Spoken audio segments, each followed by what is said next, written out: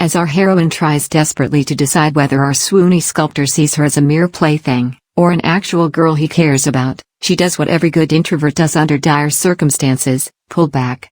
Then, when a new suitor sweeps in, as our heroine tries desperately to decide whether our swoony sculptor sees her as a mere plaything, or an actual girl he cares about, she does what every good introvert does under dire circumstances, pull back. Then, when a new suitor sweeps in, she takes advantage of the opportunity, and tries her best to protect her heart from further damage. This drama is like a car accident. I don't want to see it, but I can't look away. Maybe that's a good metaphor for the relationship between Nabi and Jaehyun too, though, she knows better, and she tries to wriggle out of his grasp, but in the end, there's something that's too strong and she can't pull herself away from him.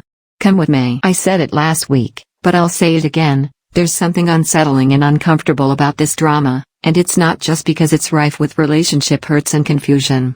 There's something deeper in the world of the story, and the way it's told, that just leaves me feeling very on edge.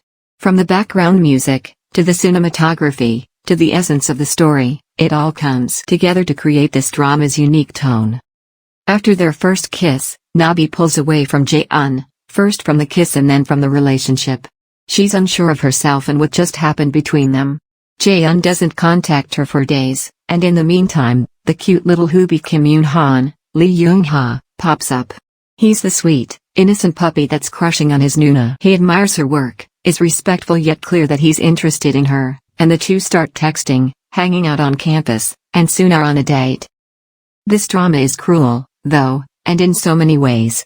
First, that Jaehyun sees them together and it starts up his pursuit of Nabi again. Second, that it illustrates Nabi knows quite clearly the difference between the safe Yoon-han, and the dangerous Jaehyun. Third, that it all comes crashing down at her feet. Yoon-han might grab Nabi in an innocent bear hug, but he knows what's up. You know that he only hurts other people, he says. Don't let someone who is never sincere towards you hurt you.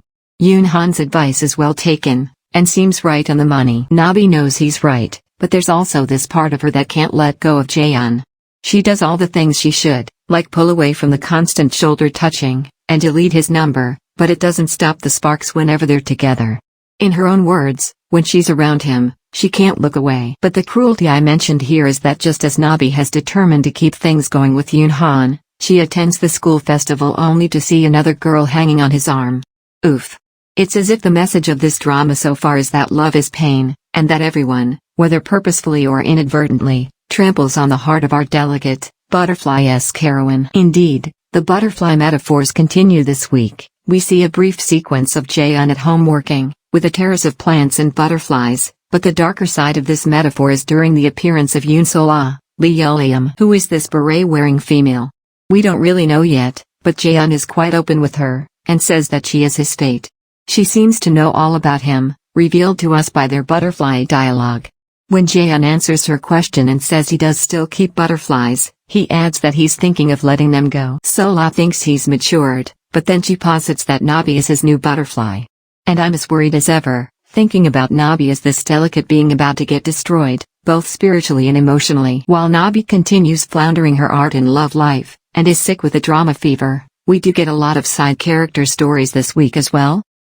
Yoon Sol, Lee Ho-young, who I love, is utterly clueless that the guy she's trying to reimburse just wants to get to know her, and is using every excuse to do so. It puts her at odds with the other girl in their friend group, Seo Jiwon, Yoo Seoa, who's excitedly going on blind dates, yet incredibly hung up on, and jealous of, Sol. Then there's the resident crazy girl, Beatna, whom I like less and less. I can see her pushing Nabi a bit too far, but maybe that's my own visceral reaction to wild-hearted extroverts that don't understand a thing about what it's like to be introverted. However, once Beatna's storyline with omnipresent pal Nam Kyu-yeon, Kim Min-gui, crossed the line of friendship into romance, I was a little more pleased.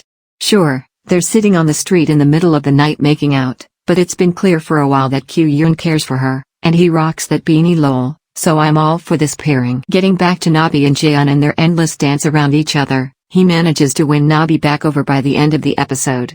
His palpable concern for her health, calling 119 to break into her apartment and rescue her, and staying with her all night and nursing her fever, is enough to bring Nabi back. She thinks her question is answered. He does care for her as more than a plaything, and they have something that he never had with any other woman.